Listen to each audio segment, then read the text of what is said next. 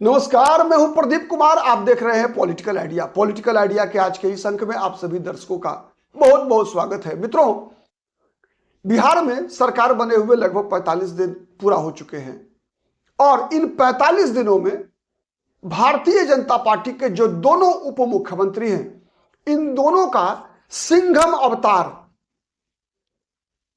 यह सबसे बड़ी चर्चा का विषय बना हुआ है। और इस सिंघम अवतार से कहीं ना कहीं जनता दल यूनाइटेड के जो मंत्री हैं वो भी दबाव में आ चुके हैं, क्योंकि अब जनता का उम्मीद जिस प्रकार से भारतीय जनता पार्टी के दोनों डिप्टी सीएम, क्योंकि भारतीय जनता पार्टी के लिए यह 2025 का विधानसभा चुनाव ऐतिहासिक रहा कई मामलों में। सबसे पहला कारण कि भारतीय जनता पार्टी बिहार के राजनीतिक इतिहास में पहली बार सिंगल लार्जेस्ट पार्टी बन के उभरी। पहली बार भारतीय जनता पार्टी के मंत्री के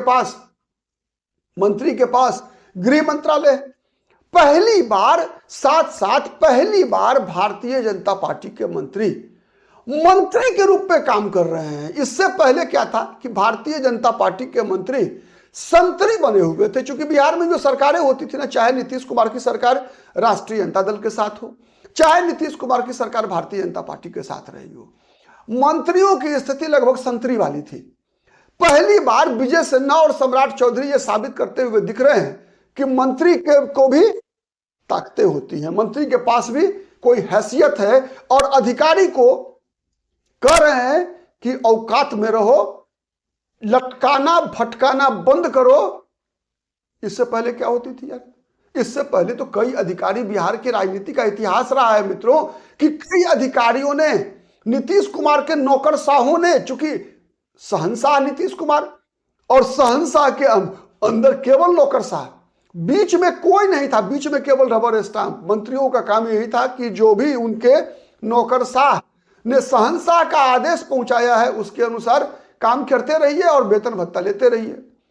कई मंत्रियों का बलि हो चुका था इस मामले में।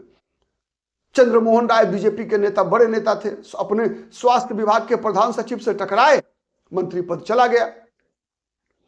आरजेडी के सुधाकर सिंह, आलोक मेहता, ठीक है, प्रोफेसर चंद्रशेखर यादव, अरे शिक्षा मंत्री थे, तो उनके जो पीए को बिहार सरकार के नौकरशाह ने सचिवालय में प्रवेश पर रोक लगा दिया था और अंत में शिक्षा मंत्री प्रोफेसर चंद्रशेखर यादव को इस्तीफा दे देना पड़ा, मंत्रालय छोड़ देना पड़ा। यह नीतीश कुमार के शासनकाल में नौकरशाहों की औकात रही है। आज भारतीय जनता पार्टी के दोनों डिप्टी सीएम किसी की नहीं सुन रहे और लगातार ये अधिकारी, बिहार राजस्व सेवा के अधिकारी, गृह मंत्रालय के अधिकारी लगातार मुख्यमंत्री के सामने गुहार लगा रहे हैं कि भाई बचाइए, आप तो फंसा दिए। अगर हमको कार्रवाई, अगर आप हमसे पूछते हैं कि भाई 15 दिन के अंदर सेवा का अधिकार और ये रसीद कटवाने से लेकर म्यूटेशन तक में जो पैसा का लेन देन होता है, उसके लिए आप जब जन सुनवाई कर रहे हैं हमारे विभाग में, तो वही सुनवाई कराइए शिक्षा विभाग में, वही सुनवाई करवाइए भवन निर्माण विभाग में। हर विभाग में कर्मचारियों को अकाउंटेबल बनाइए। केवल हम ही को काहे बनाइएगा आप अकाउंटेबल? खाली हमारे ही बाहरी आमदनी पर आपकी नजर क्यों लगी हुई है? यह सवाल बिहार राजस्व सेवा के अधिकारी मुख्यमंत्री से पूछ रहे हैं। और इन सब चीजों में सबसे ज्यादा परेशान कोई हो रहा है तो शिक्षा मंत्रालय हो रहा है। शिक्षा विभाग, जदयू के मंत्री हैं सुनील कुमार, ठीक। सिंचाई विभाग के अधिकारी जो मंत्रालय, विजय चौधरी, जो मुख्यमंत्री के सबसे निकटतम मंत्रियों में है। सिंचाई मंत्रालय ऐसा मंत्रालय है मित्रों, जब से नीतीश कुमार मुख्यमंत्री बने हैं मात्र 3 मंत्री के पास गया है ये विभाग, और तीनों ललन सिंह, संजय झा और विजय चौधरी किस कैटेगरी में आते हैं बताने की जरूरत नहीं है। नीतीश कुमार के आंख, कान और नाक है ये तीनों। इनके अलावे कभी भी सहयोगी दल के पास नहीं गया। भवन निर्माण विभाग, ग्रामीण विकास, मतलब जहां कहीं भी ब्यूरोक्रेसी, नौकरशाह और शहंशाह, बीच में कोई नहीं, कोई भाया नहीं है, वह मंत्रालय सीधा नीतीश कुमार के अपने मंत्रियों के पास है। अगर दूसरे मंत्रालय में भी अगर अपने सहयोगी दलों के पास गया तो नीतीश कुमार का सीधा फॉर्मूला होता था कि वहां ऐसे प्रधान सचिव को बैठा दिया जाए जिसके सामने किसी मंत्री की कोई हैसियत नहीं हो। यही काम होता रहा। लेकिन पहली बार ऐसा हो रहा है कि दोनों मंत्री सम्राट चौधरी और विजय सिन्हा कह रहे हैं कि लटकाओ मत, भटकाओ मत, कार्रवाई करेंगे। सस्पेंड भी कर दिया ना अब तो विजय सिन्हा ने दरभंगा के अधिकारियों को सस्पेंड भी करना शुरू किया है। अब सब लगा रहे हैं गुहार मुख्यमंत्री के पास, जदयू के नेताओं के पास कि भैया आप तो राज्य बदल दिया। दरअसल स्थिति यह है कि भारतीय जनता पार्टी जब से इस बार सिंगल लार्जेस्ट पार्टी बनी है, भारतीय जनता पार्टी एक योजनाबद्ध रणनीति के तहत बिहार में काम कर रही है। और इसी के तहत आपको याद होगा कि विजय सिन्हा को भी सोच समझकर और सम्राट चौधरी को भी भारतीय जनता पार्टी ने भविष्य की रणनीति के लिए ही दोनों को डिप्टी सीएम बनाया। दोनों के पास ऐसे विभाग गए जिससे कि पब्लिक परसेप्शन में भारतीय जनता पार्टी के काम करने के तरीके को दर्शाया जा सके। आज आप देख लीजिए कि जिस प्रकार से इंक्रोचमेंट के खिलाफ सम्राट चौधरी ने काम किया, बुलडोजर, उनका नाम ही लोगों ने रख दिया कि बुलडोजर चौधरी। योगी चौधरी लोग बोलने लगे कि योगी के स्टाइल में जो है बुलडोजर चला रहे हैं, हर जगह इंक्रोचमेंट खत्म करवाया जा रहा है। विजय सिन्हा और ये दोनों चेहरे मित्रों ऐसे हैं भारतीय जनता पार्टी के लिए जो कि कहीं ना कहीं भारतीय जनता पार्टी की जो भविष्य की राजनीति है, उस राजनीति में भारतीय जनता पार्टी का चेहरा, भारतीय जनता पार्टी की आवाज बनकर इस सरकार में प्रतिनिधित्व कर रहे हैं। ये दोनों ऐसे चेहरे हैं जिन पर बीजेपी ने दांव लगाया। ये दोनों चेहरे दबने वाले नहीं हैं। दूसरों के सामने छोड़ दीजिए, आमने सामने भी नहीं दबने वाले हैं। आप याद कीजिए वो घटना मित्रों, जब विजय सिन्हा विधानसभा के अध्यक्ष हुआ करते थे और विजय सिन्हा बीजेपी के विधानसभा अध्यक्ष और सम्राट चौधरी बीजेपी के ही उन दिनों मंत्री हुआ करते थे।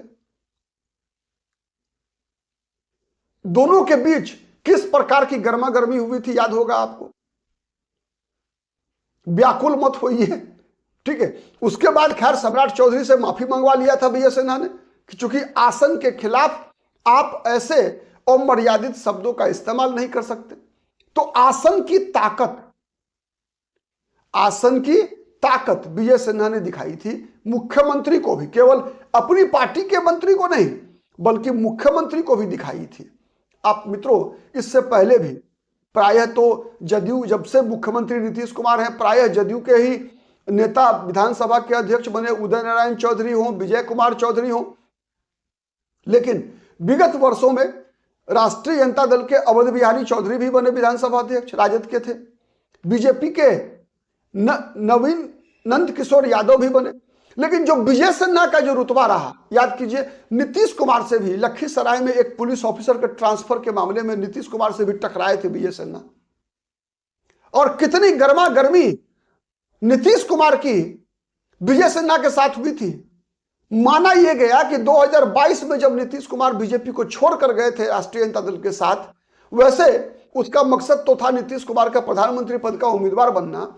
लेकिन नीतीश कुमार ने यह जो आरोप लगाया कि बीजेपी उनकी पार्टी को तोड़ने का प्रयास कर रही थी, उसके पीछे उस घटना का उदाहरण भी नीतीश कुमार की पार्टी के लोग देते थे कि विजय सिन्हा किस प्रकार से नीतीश कुमार के सामने बात बोल रहे हैं। क्योंकि नीतीश कुमार को चाहे सरकार राष्ट्रीय जनता दल की हो चाहे बीजेपी के साथ रही हो, नीतीश कुमार को ना सुनने की आदत कभी नहीं रही।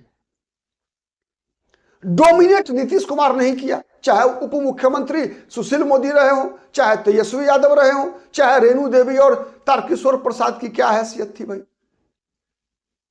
तो पहली बार ये दोनों जो डिप्टी सीएम है नीतीश कुमार की सरकार में, मुख्यमंत्री पर भी हावी होते हुए दिख रहे हैं। मुख्यमंत्री पर हावी होते हुए दिख रहे हैं। अब इसका परिणाम क्या होगा आने वाले दिनों में, इस पर नजर बना के रखना पड़ेगा यार। क्यों? इसलिए मैं बताऊं, बीजेपी के पास भी अंक गणित ऐसा है कि बीजेपी का भी आत्मविश्वास कम नहीं है। वही नीतीश कुमार के पास अंतिम अस्त्र तो है ही। अब नीतीश कुमार मान लीजिए पलटी मारेंगे तो कोई उनको पलटू राम कहेगा क्या? नहीं कहेगा। जो होना था नुकसान हो चुका है। नीतीश कुमार तो अपनी अंतिम पारी खेल रहे हैं मुख्यमंत्री पद का, तो इसीलिए ये खतरा भी बरकरार है। लेकिन इससे बड़ा जो दबाव पड़ रहा है वो जदयू के मंत्रियों पर पड़ रहा है। कई और विभाग में जो भ्रष्टाचार है उसके खिलाफ लोग मांग कर रहे हैं अब कि विजय सिन्हा जैसी कार्रवाई ही होना चाहिए, सम्राट चौधरी जैसी कार्रवाई ही होना चाहिए। और यह दबाव कहीं ना कहीं जदयू का जो ग्राफ है, जो नीतीश कुमार का ग्राफ है, जो नीतीश कुमार के बारे में लोग मांग कर चलते हैं कि नीतीश कुमार पर कुछ भी आरोप लगा लो लेकिन नीतीश कुमार की ईमानदारी पर आप कोई आरोप नहीं लगा सकते, इस धारणा को भी चुनौती मिल रही है। और ये एक बहुत बड़ा दबाव जदयू पर होगा। आने वाले दिनों में क्या होता है, बने रहिए इस पॉलिटिकल आइडिया के साथ। हमारी नजर हर उस खबर पर होती है जिसका विश्लेषण, जिसके तह में जाकर आप जानना चाहते हैं। आज के लिए इतना ही, नमस्कार।